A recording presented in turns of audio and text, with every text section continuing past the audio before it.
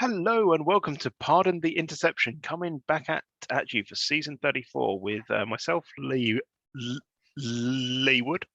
And me, Nicholas Taylor. Anyway, let's see what's been happening in the wonderful world of gridiron since we last spoke. I know we've had the bowls and there were some riveting performances there, but we have another season to look forward to. So let's start off with looking at the week one results in the GFL. You can't dwell over the waifs and their drawed bowl. That bowl was indeed a first ever, I believe. The code not allowing a second period of overtime there because it's assumed they were going to win. It's because Dave, slipped R&R a bit of money on the side. That's where all his success comes from. Fair enough. He gets an extra 2% on coaching. That's what I've heard. I think the biggest thing that jumps out at me about the GFL results is the Hulk only gave up 35 points. Yeah, that's, they need to try harder to tank a bit harder. They're obviously not doing it well enough. Or maybe people got wise to it and they're trying to tank them back. The Ventura Wildcats, who did quite well last season, losing 30-0 to the Lightning's a bit of a unusual result, but then again, I haven't really seen what's happened in the postseason here. It's just the power of Andrew's beard, just winning through. It is indeed an epic beard. The Gunslingers looked good against the Blaze, who looked okay, I think, last season. Yeah. The Gunslingers looked very good last season, I seem to remember. The Gunslingers, I remember, looked good. I was trying to remember how strong the Blaze looked because I've slept. No idea. We'll get back in the swing of it. The Virginia Beach Breakers actually scored points this week. Yeah, but Aaron's continuing his losing streak. True. And that will long may it continue.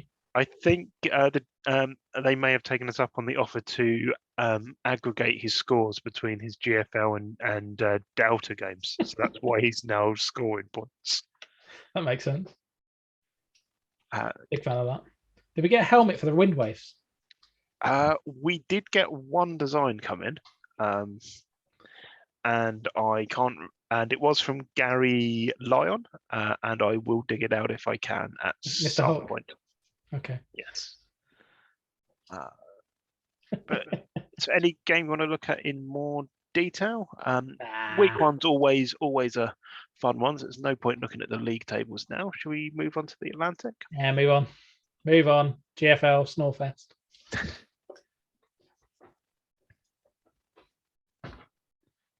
So I can confirm that I've had conversations with the Hulk over the off season. So I'm using their tactics in the Atlantic. Oh, that's quite a bold statement in week one. The Sun Devils, they've got your number. Give me a run for the money. I lost by more points this week. I know, they're coming at you. Maybe the Tayside Tigers are trying it too, and the Razorbacks. I'm in the same division as the Razorbacks, so that could be interesting. But I hope they're all actually, rebuilding rather than just got unlucky this week. Yes. Nick won his first game, 45-42 for the Scorpions. Sorry, I won my first game. Nice win. Biggest upset I see here is the Meerkats winning. Yeah, the Meerkats winning is always a bit of a surprise. Not going to lie. It's less of a surprise for me because they won the first season of the Atlantic. I remember them I remember the first couple of seasons where they were a very strong team. The last few seasons they haven't been so strong. But I think Michael's been a lot more active these last couple of seasons because he was active during the trade window, which means that he might be back at the helm full time at the team. Sometimes we all know life does get in the way and teams can drift a tiny bit. But the more Michael has time to spend on his team, the better they perform. Because Michael has a very good gridiron head on his shoulders. It's as if you get in what you put in. The Snow Bears losing. That's always good to see. LJE can only win so many things. Kendall won, which is disappointing. Yeah, Kendall's going to win this week as well, so I wouldn't. Disappointing. Yeah, he's playing against me. I know, it's very disappointing. Who won the bowl? I'm forgetting. Aaron, maybe? No, Aaron wasn't. No, he wasn't in the league. Who won the bowl? I'm trying to remember. Let's have a look. I can work this out. Not the Rapiers, not the Reedmans, not the Blues. Stingrays, wasn't it? Stingray. Yeah. And they lost to the Stampede quite significantly this week. So maybe aging had their number. Quite possible. Stampede were at home though. Which is going to help. Old Town Warriors only just beating the Anacondas. Stingrays have traded out a lot of picks as well. Redcoats with our fallen Conrad no longer at the helm. Which Conrad? Last season. The original Conrad. The original Conrad. Yeah. The less winning in Conrad. The less winning Conrad, yes. That's what I'm going to go for. But yeah, definitely looks like there could be some shake-ups in the standings this year for the Atlantic. It's going to be very interesting. It is indeed. I think the kind of the CFC West is going to be as competitive as ever, which is just frustrating for me. Actually, you're just going to win it, so it's fun. I don't know. Not sure about that. Not with the Stampede kind of stampeding over people. I mean, and by that I was talking to you as Nick, not no. You as you. I know. Well, you know, easy division when you're Scorpions. Right. Anything else before we move on? Nah. The biggest Skyus. Can we just call that the Conrad Invitational League? Well, did they win? That's the behave. They behave, Mr. Wood. He might have traded out all of his players. And he'd still probably win the bowl because that's just what happens in the Big Sky. Buccaneers beating the Super Weasels, whereas the Bucks probably have another season. At what point do the Rivets get hit by the Conrad Whittington rule? 5 bowls. Okay. Oh no, sorry, 5. 5 divisionals. It's 5 divisionals in a row, yeah. So given they've done like 5 bowls in a row, surely they should be getting some form of penalty. I can't remember what the penalty is. It's constant motivation you can't get rid of. They've won the last 4 bowls. Oh, and they weren't divisional champions. They've only had 4 divisionals in a row. 30, yeah. So if they win this division in a row, that rule will kick in. I think it's 5. And it's basically motivation you can't get rid of with a motivation coach. But it only applies in divisional games. Okay. Yeah. It's to try and shake up the standings inside the division. I just want it to be called the Conrad Whittington rule. I mean, it is. That's right. So I can't call it Whittingham. I mean, he's a cousin Dick.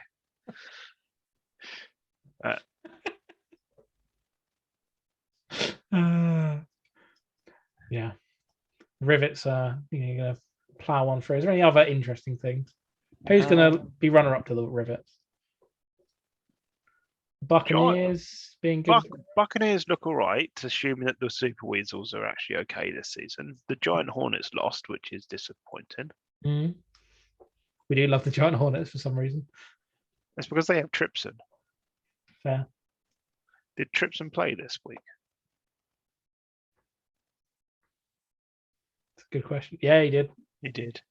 And he's receiving still. We like Go Tripson. You can see this entire podcast is just because we like Tripson. The Exmouth Titans did quite well last season. Did they? Yeah. Don't remember that one. Sorry, Titans, I think they went deep in the playoffs, I think. I don't remember the Titans. Bad pun. Yeah, they went 9-1 last season.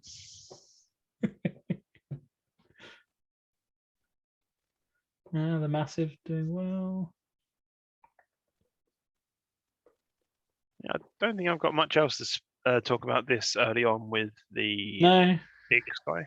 be interesting to see how it develops. I think we're looking at more or less the same names we were last season, but I it is believe still so. super early. So Yeah, I believe so. Hopefully, we'll see somebody kind of rise up, challenge the Rivets. on to the Continental. Onto Stromwatch. Did Strom retire? That's the big question. I mean, unfortunately, the Yeah. good old database said no. That's because you got riveted. Ooh, 51-54. Sorry, 51-44. Can't even talk. Yes, Strom.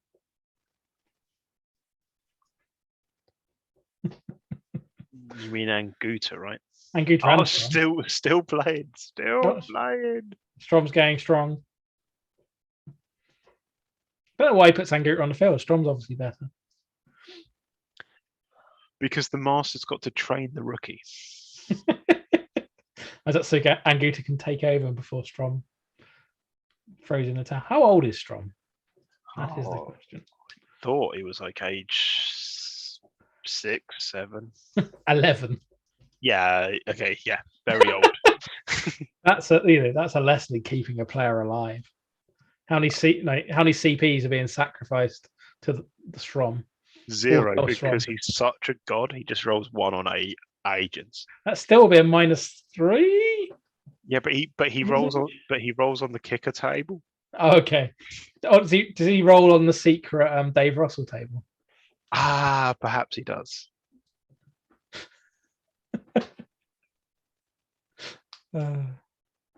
Looking through here, I don't know what Dave did to upset me. An awful lot. Yeah, one too much. There's got to be a reason for it. Also, we've kind of been biased over the years because the GMs used to play the Imperial March wherever his name was mentioned at the drafts. Miami Destruction looking good again. The Royals were a team we were watching last week. They lost quite convincingly to the Trojans, who I think was another team we were watching. Mm-hmm. The Hangers went deep into the postseason last time, as did the Bombers. Westies looking good. Not really much else for me to comment on yet.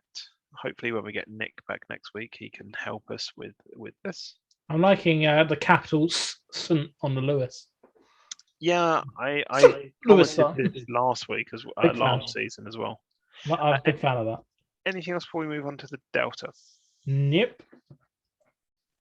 On to the second worst league.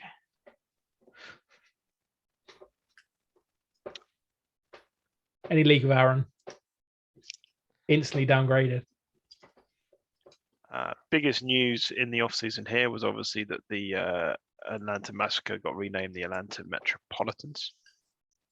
Which is a good move. Kudos to the GMs for doing that very quickly when the issue with the name was raised to them. I think it was within 12 hours. Flopperheads beating the Fury is quite a big result there. What the hell's going on there?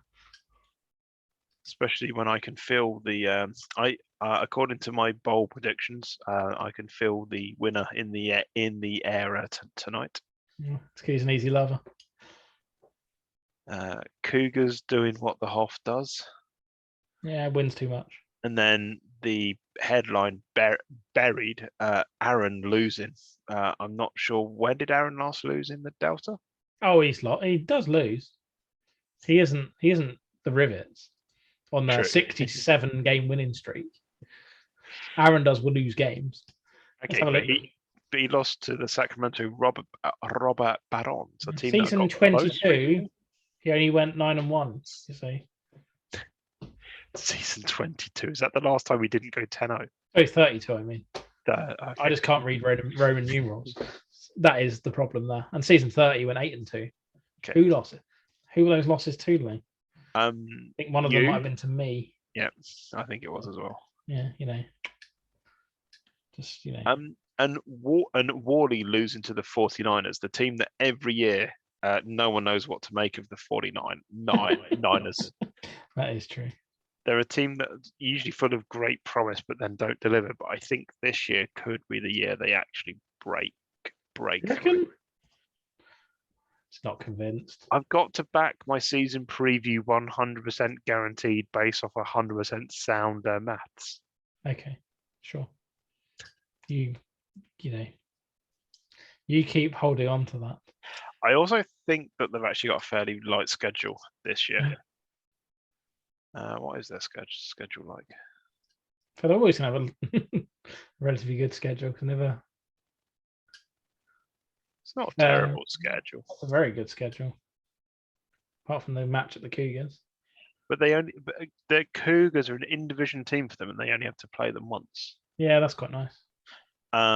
And Steve Townsend, brother of Dave Townsend, a long-standing GFL coach. I know that Dave has stepped in and helped draft for Steve while Steve was away for work, I believe. And they drafted pretty damn well. So I think there's been some smart moves made at the 49ers. So my Dave Townsend stance.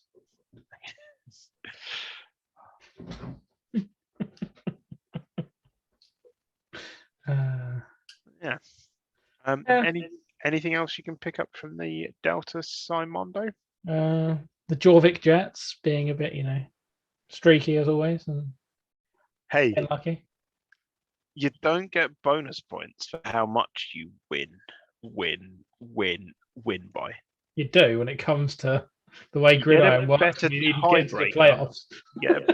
But when you're going to go 9-1 and win your division anyway, then I'll give you that. It doesn't matter. In fact, it's just disappointed that Deb's not going to, give you a run this season. Yeah, I'm kind of disappointed by that. I thought that this would be the season they break through, but I think Deb decided to take another season to build. Yeah, I don't see the Metropolitans or the Titans kind of. challenging, which is disappointing. As much as it pains me to say, I don't. The division is mine to lose at the minute. Oh yeah, it definitely is. I have a team that are in form. I have a running back that's at the peak of his game. Yeah. Shame about the coach. Pretty much. Yeah, I guess the one thing to watch out for over the season is the Mariners. Yes, I've been a surprise package. I've been blowing their trumpet for a season or two now. Nathan's been sitting there doing a lot of work behind the scenes. I think Nathan thinks he's a season away. I think he might take his division this year. Whenever you think you're a season away, halfway through the season, you get a bunch of pops. You're like, oh, my team's pretty good now. It's usually what happens. Yeah, I think there's something about the Sanford clan that they play down how good their team are. Do they? Yeah. Okay. Aaron always talks down his team. Fair. The other question is, when's Corey going to make the Enlightenment rise from the ashes? I think 2 seasons. Okay. I think that's the quickest he's realistically going to. I think you can turn it around faster, but you're trading long-term gains for short-term success. Mm-hmm. I think 2 seasons is where you can build a team and maintain. Mm-hmm. So it depends on if he wants to go for a boom busty or whether he wants to get up and maintain. My feeling is he wants to get up and maintain. And I my personal opinion, because I've kind of done it. I did it with the Jets. It's about 2 seasons, I think, to get to that point. All his picks are intact, and he has no extras. Yeah. Which means, probably is just ticking it over, training correctly, and tick it over, train it correctly. Don't overspend. If someone comes up that's young enough or fits, pick them up. Especially like if you can plug a couple of holes with veterans for 4th and 5th round picks, then it's fine. Because there's only so many players you can coach. But we'll see. Anything else before we move on to the Empire? Nope.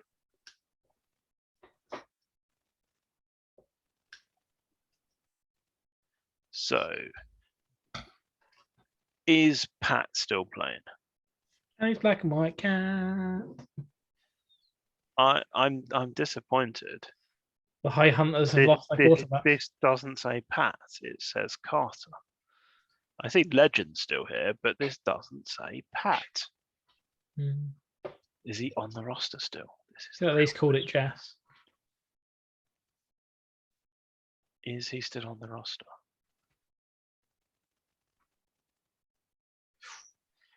Disappoint. So number 84 is the player I want to hear you pronounce the name of. Christopoulos. Christodoulopolis. You forget that I did study ancient Greek. Yeah, I know, but I just like hearing you say it. Only reason. Because, one of those GHSEs everyone needs in life is a GHSE in ancient Greek. It takes you places, that does. Took me to ancient Greece. Exactly. It took me on a tour of ancient Greece. Yeah. District 12 Storm, kicking up a storm. The Raatoga Rogues, another one you like to hear me say. Yep. Taking the Gamblers out. How about the Romford Rough Rangers? R cubed, yep. Another Thundering Herd losing to the Knights. Ooh, tasty. Red Bulls being pushed by the Wranglers, just winning.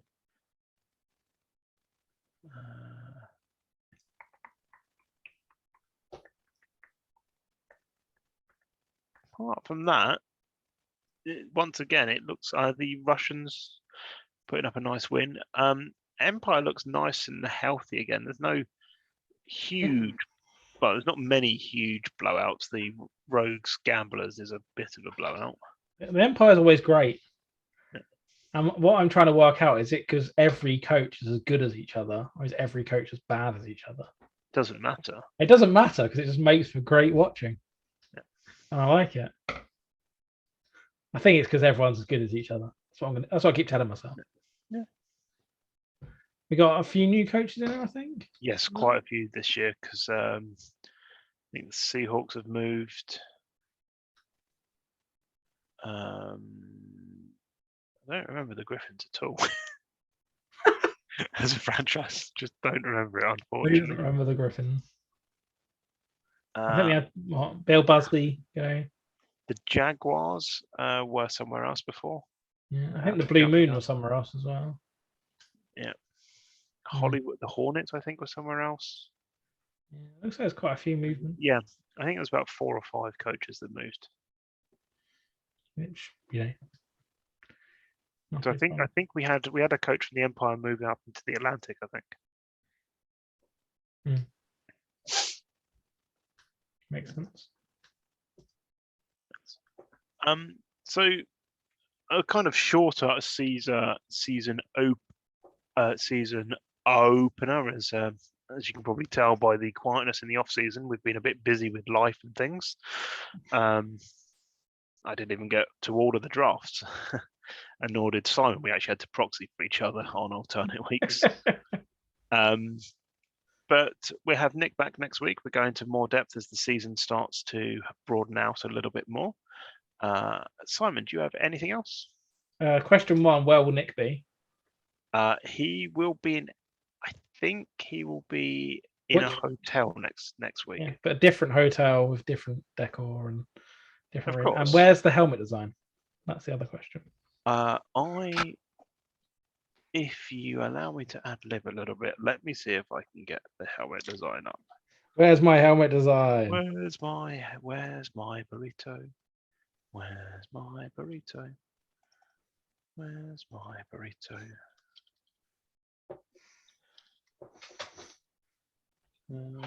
Need to remember my password.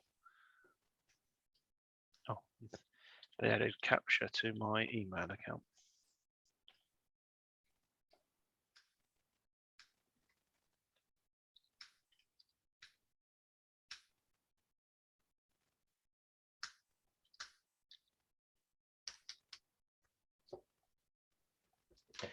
Please hold, caller. Pretty much. It's all right. We do it at the end. That's all that really matters.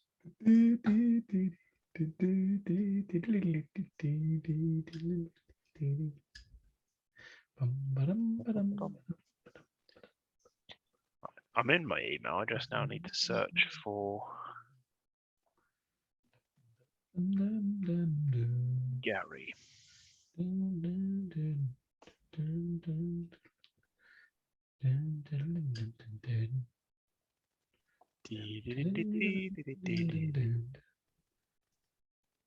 There you go, Simon. Spam? Question mark. Yeah, my spam filter on my mail server is interesting. That makes it even better. See if I can make it any bigger. What the hell web client is that? Round cube. Is it a round cube? Yeah, that is. Somebody's got to be able to do better. Come on. So, Gary wins the original contest by being the only person that entered, but he was trying. Gary was trying to tank the contest. So when no one enters, he wins and loses. Yeah, but accidentally won because he was the only person that entered. Gary, keep doing what he does best. Anyway, it's goodbye from me. Goodbye from me.